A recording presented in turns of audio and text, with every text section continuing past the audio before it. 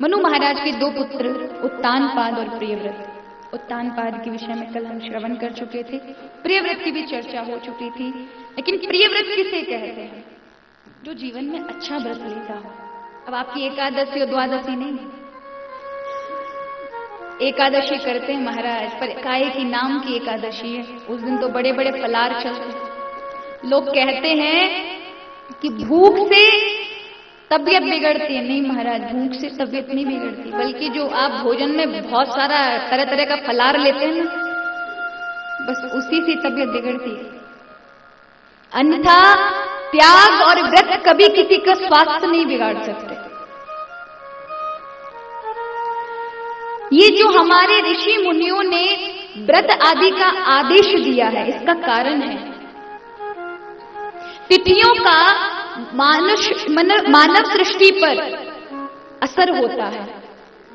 क्योंकि चंद्रमा जैसे जिस कला में होगा, जिस तिथि में होगा, इस पृथ्वी पर रहने वाले जीवों पर उसका प्रभाव पड़ता है, सारी चीजों पर प्रभाव पड़ता है। और उस दिन अगर ऋषियों ने अन्न त्याग करने को कहा है तो करिए, क्योंकि अत्यंत आवश्यक है। वो आपके लिए हितकर है, वो आपके जीवन को आनंदमय बनाने के लिए, आपके जीवन को स्वस्थ रखने के लिए।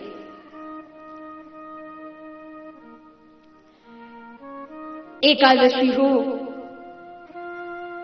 अगर आपका स्वास्थ्य ठीक नहीं है, आप एकादशी नहीं रख पाते, डॉक्टर ने मना कर दिया है तो अलग बात है, अन्यथा एकादशी व्रत सबको रहना चाहिए। ये व्रत सबसे बड़ा है। कुछ लोग तो उद्यापन के चक्कर में नहीं रहते। अरे इतना बड़ा उद्यापन कौन करेगा, 100 ब्राह्मण जिमाने पड़ेंगे, फिर उनको दक्षिणा देनी पड़ेगी, फिर कपड़े वस्त्र देने पड़ेंगे, फिर सारा सामान देने पड़ेगा, इतना खर्चा। अरे महाराज, व्यक्ति नहीं करता कभी सत्कर्म, भगवान कृपा करके कराते हैं। अगर प्रभु आपको सामर्थ्यवान, जब एकादशी प्रभु के लिए रखोगे तो उतना सामर्थ्यवान बना देंगे कि वो एक तुच्छ सा आपको लगेगा। लेकिन एकादशी व्रत सब व्रतों में बड़ा होता है। ये जो व्रत है, आप सोमवार और ये जो बुधवार आदि रखते हैं, इनका जो पुण्य होता है वो आपको थोड़े दिन के लिए मिलता है, उसके बाद समाप्त। लेकिन एकादशी का व्रत का फल अक्षय होता है, यानी समाप्त ही नहीं होता। आपको उसका लाभ भी मिलता रहेगा, पुण्य भी मिलता रहेगा, लेकिन वो नष्ट नहीं होगा, युगों युगोत्तर जन जन्मांतर तक चलता रहता है और भगवान के निकट पहुंचा देता है। अगर आपका स्वास्थ्य खराब है, डॉक्टर ने मना किया है, आप एकादशी व्रत नहीं कर सकते, तो 5 माला जरूर फेरे उस दिन। ये तो कर सकते हैं। भजन में क्या बुराई है? आप भोजन कर सकते हैं एकादशी वाले दिन। अगर व्रत नहीं कर पा रहे हैं तो उस दिन ज्यादा भजन करिए, 5 माला ज्यादा फेरिए या 5 माला फेरिए बैठ करके।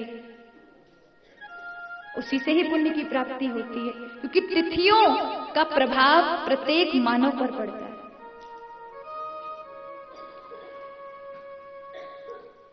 व्रत लेना चाहिए हमें जीवन में कि भगवान के ऊपर विश्वास हो। कभी इस आशा से प्रभु को मत भजिएगा, प्रभु मुझे तो बिना मेहनत का ही मिल जाए, आप ऐसी कृपा करो, मुझे कुछ करना ना पड़े, ये काम हो जाए। याद रखिए, मुफ्त की कोई व्यवस्था नहीं है संसार में। कोई व्यवस्था प्रभु ने रखी नहीं, या मुफ्त में कुछ नहीं मिलता। भगवान ने भी आग्रह किया है आपको गीता में, भगवान ने भी शास्त्रों में आग्रह किया, कर्म करिए। और जो मुफ्त का माल ढूंढते रहते हैं, यहाँ मुफ्त का मिल जाए, बस यहां से कुछ ना देना पड़े, मुफ्त का ही सब मिल जाए, वो हमेशा दरिद्र रहते हैं। जो हमेशा दूसरों से छल करके, विश्वासघात करके उनसे लूटने का सोचते हैं, मुफ्त का मिल जाए।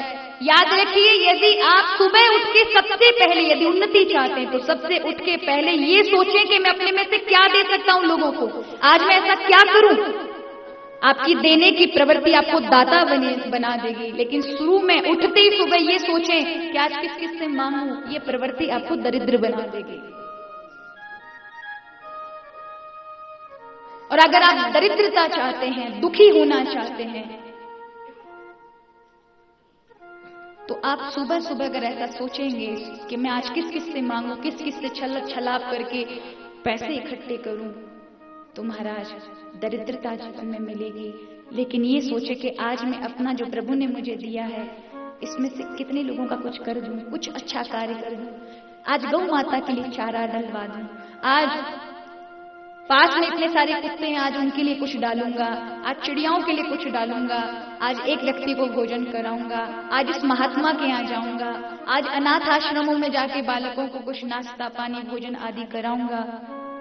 ऐसे विचार आपको समृद्ध बना देते हैं, ऐसे विचार ऐसे कर्म आपको दाता बना देते हैं कि आप सोचते हैं उससे दुगना प्रकृति और परमात्मा आपको दे देते हैं।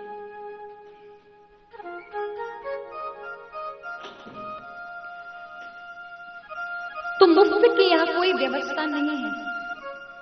भगवान से केवल यही प्रार्थना करिए, हे प्रभु आप मैं कर्म करूं, आप मेरे पुरुषार्थ को सफल करिएगा। कभी कभी क्या होता है, लोग कर्म करते हैं, मेहनत करेंगे। अब किसी ने मेहनत की, अपना पैसा लगाया 1 लाख रुपए अपने बिजनेस में, अपने व्यापार में, 2 लाख बनाने के लिए या 1.5 लाख बनाने के लिए, लेकिन उसके वो 1 लाख भी डूब गए, उसका कुछ ना मिला, शून्य रह गए। ऐसा भी होता है, वो परिश्रम करता है लेकिन उसे फल प्राप्त नहीं होता। लेकिन आपने कर्म किया और आपका कर्म सफल हो गया, ये भगवत कृपा है, वो पुरुषार्थ भगवान ने सफल किया। ये प्रार्थना करनी चाहिए कि आप जो कर्म करें भगवान आपके पुरुषार्थ को सफल करें, आपकी मेहनत को सफल करें। ये कृपा मांगनी चाहिए, ना कि मुफ्त की कोई चीज हमें मिल जाए, हमें ऐसे ही बैठे बैठे मिल जाए। तो ऐसी कोई विधाता ने इस जगत में कोई व्यवस्था नहीं की। तो व्रत हो जीवन में एक अच्छा व्रत।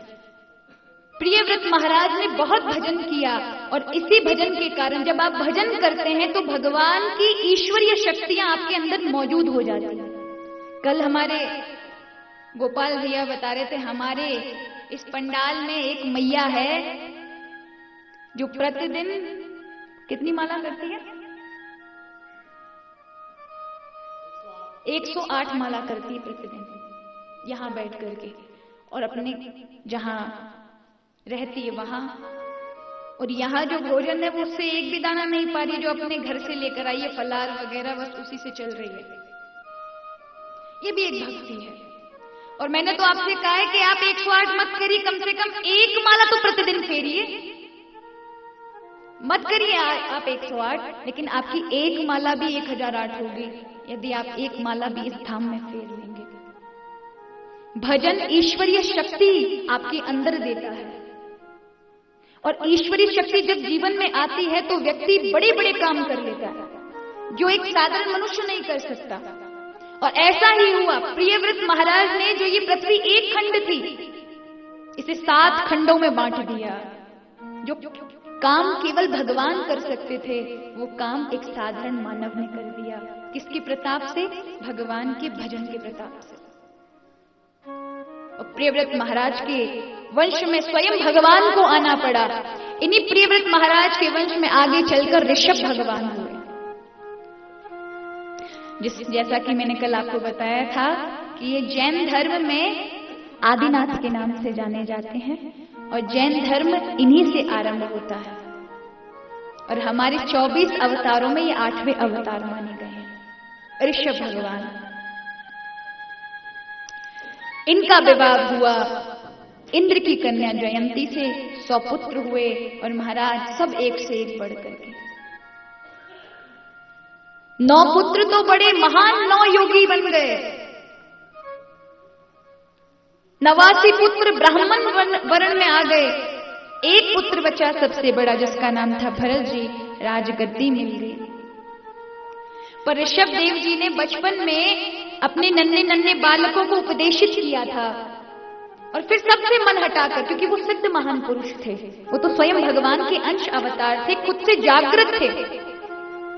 याद रखिए, भक्ति मार्ग में किनको कठिनाई होती है?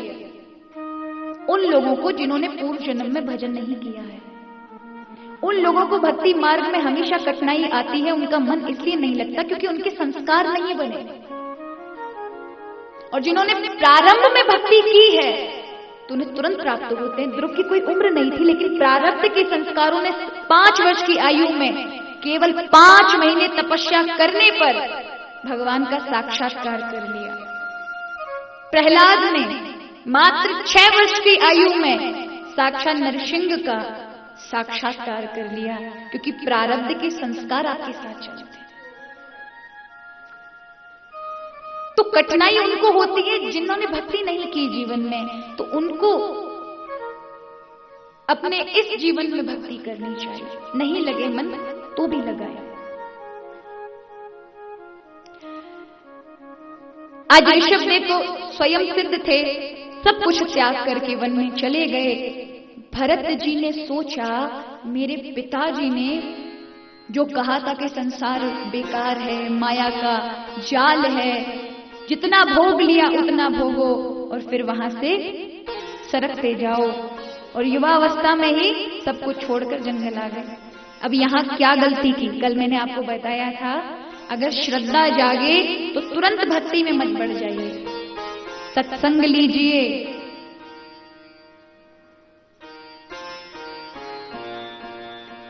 केवल वही पुरुषों को सत्संग, वही महान पुरुषों को सत्संग लेने की आवश्यकता नहीं होती जिनके मन कभी भटकते नहीं,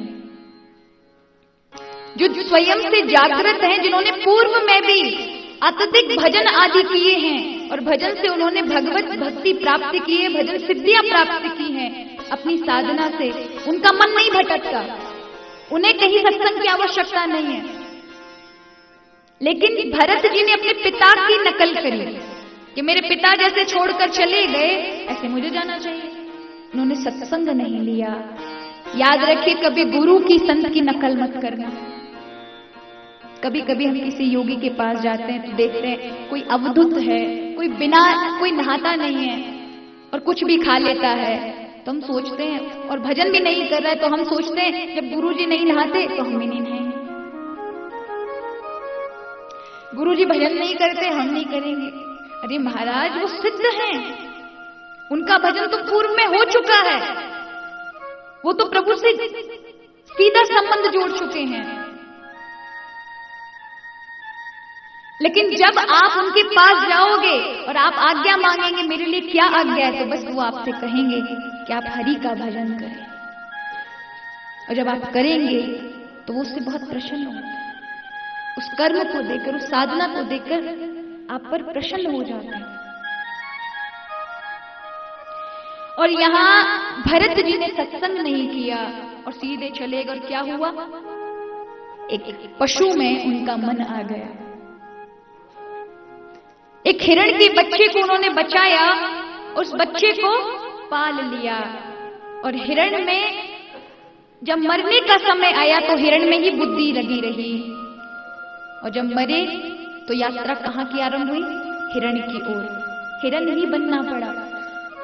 जिस समय आप चित्त में मरते समय, प्राणों का त्याग करते समय, चित्त जहां सोच रहा होता है, जहां ध्यान लगा रहा होता है, मन जहां होता है, बस यात्रा वही, आत्मा वही यात्रा कर रही होती है।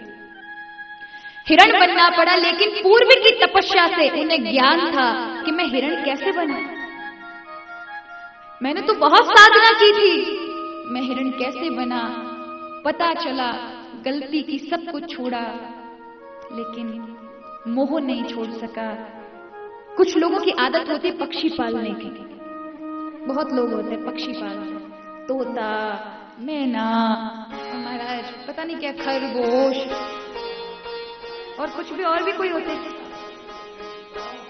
हाँ, डॉग तो पाल सकते हैं आप, है ना? गैया भी पाल सकते हैं, कुत्ते पाल सकते हैं, गाय पाल सकते हैं। पर ये जो उड़ने वाले पक्षी, इनको जो आप कैद करते हो ना, ये बहुत गलत है। जिसको ईश्वर ने पंख दिए हैं, उसे कैद करने का आपका कोई अधिकार